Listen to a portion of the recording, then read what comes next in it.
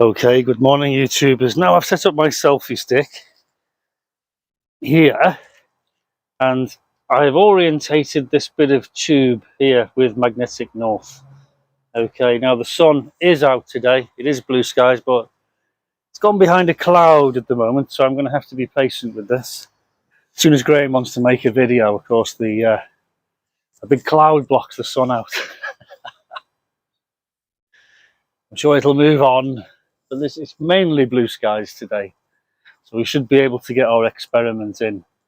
I have actually done the magnetic north hole on the floor, and we're still quite a bit into the morning. Time here in Central European time is 11:45, so there's no way it's going to hit that in 15 minutes. So we'll have to come back a bit later on. But that is a basic sundial. And in the ancient days, you know, where you see these big stone circles, these people were obviously studying the movement of the sun across the sky, because to a layman will look at a sundial and say, well, that's rubbish. It can only tell the time from sun up to sundown, and you know, it only gives you a bit of this. But that's not true, because when you look at a sundial and you look at it with a bit more interest, you can see that it's actually a calendar. It can actually tell you what month it is, and it can even tell you what day it is. I hear you say, well, how? And it's actually quite simple, but you need a circle of stones. You need to set, and what they would have done in the ancient days is they would have set up their upright post, or spike, which would just be a bit of wood, I suppose, like stuck into the ground at a certain height. And they'd notice that it would cast a shadow. And at certain times of the year, like now, January, the sun will be a lot lower in the sky at midday, so it will cast a longer shadow. And you can mark the tip of the shadow. Okay? In the summer, at midday, the sun will be much higher and it will cast a shorter shadow. And you can mark that. So if you mark the position of the highest point and the lowest point, you can work out in increments between the two what month it is. And if you're careful, you can even work out what day it is, because the length of that shadow is very important. Otherwise, and another way of doing it is the sun. We know the sun rises in the east and we know it sets in the west, but it doesn't rise and set in the same place. You see, the next day it will rise a little bit next to it, and the next day a little bit more next to it, and until it gets to its most southerly point of rising, and then it'll start going back the other way. And every single day it will rise slightly in a different place until it gets to the most northerly point. Okay? And then it starts going back again. And that takes a year. And if you look at where the sun goes down, the sun never goes down in the same spot either. It works its way to the right, okay, as you're watching it set, until it gets to the most northerly point. And they call that the summer solstice, I think. And then it starts to set each night going back to the left until it gets to the most further point, when it won't go any further south, and then it starts coming north again until you get to the most northerly point. So you could put markers out there. There's the most northerly point, there's the most southerly point, and you can work out from the position that the sun goes down what the date is in relation to where the sun comes up. So you see these big stone circles like Stonehenge and places like that, and that's what they are. They are places that are flat, where Neolithic man has been studying the sun and the travelling of the sun across the sky, and he's worked out that there's 365 days in a year, and there are years and there are seasons, and he's produced a calendar, because we know there's a calendar now. We don't need to watch and study the sun. We don't need to know what time it is, because we've got watches. You know, we've got to just get the diary out, the calendar. Yeah. But these guys actually worked it out using stone circles. Okay, how many days there are in a year? There's 365 and a quarter days in a year. Think a quarter. So how can you put a quarter into a calendar? Well, you can't, and they just add it up. So every 4 years they throw in an extra day. It's called a leap year. But you've got these people to thank for that who had these huge stone circles. I'm still waiting for the cloud to move over, and then we'll get a close up on our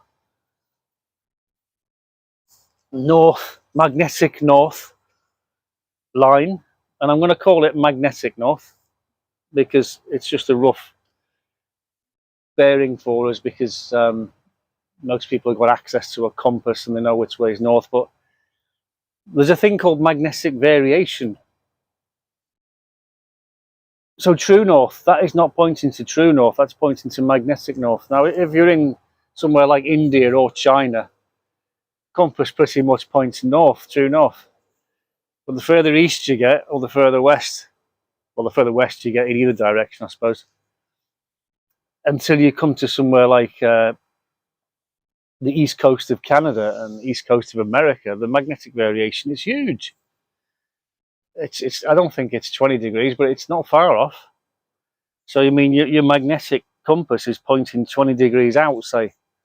I mean, you can look, anyone who's done orienteering will look at an ordnance survey map and they'll see what the magnetic variation is between true north and magnetic north. So if you wanted to be really anal about this experiment, you'd actually put that line not in magnetic north, you'd put it in true north. But how would you know which direction is true north?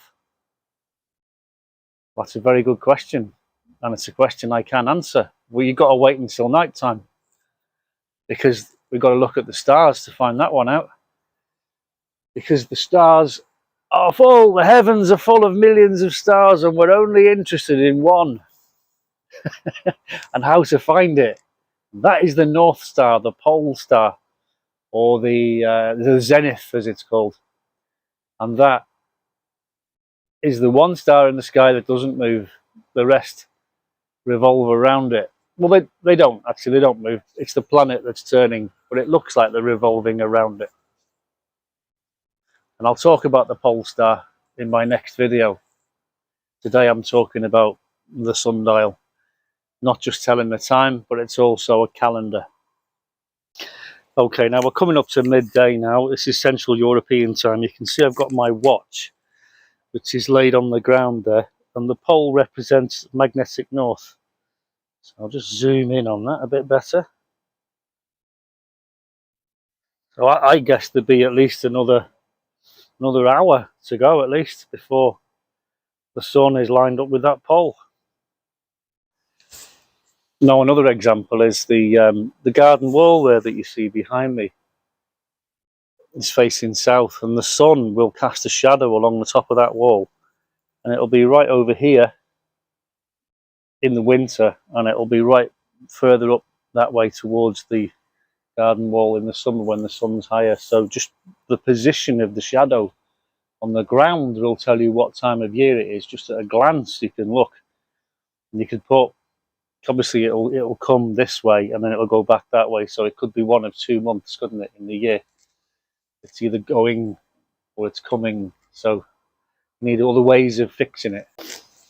Now, Neolithic man, we would have just hammered stakes into the ground in the appropriate positions and watched, and he probably would have studied the moon, the orbit of the moon as well. Okay, and he probably would have looked at the stars too, see how they go. And so he might have had another ring for the moon and another ring for stars, and he'd be making his observations and hammering posts into the ground in relation to the centerpiece, which is the center post. And eventually the wood would rot away, wouldn't it? So any positive stumps that he found that he could observe year after year would just start rotting away. So we'll replace them with stone ones, because they'll last a bit longer, won't they? Okay, well, there you are, half an hour later, and as you can see, it's getting closer, but we're still at least an hour away.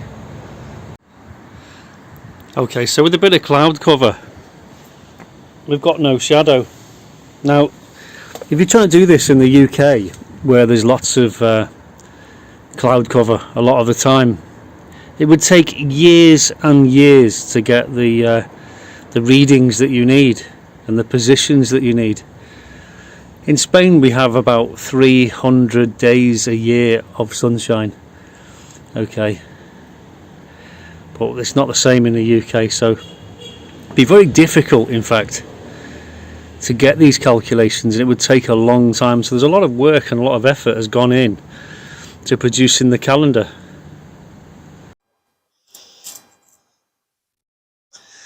Okay, so I'd put that at another half an hour. So we're looking at around 2 hours between magnetic local time and Central European time, I'm guessing. Okay, finally the sun's come out. I could do to align that a bit better because we're just about there now. That is,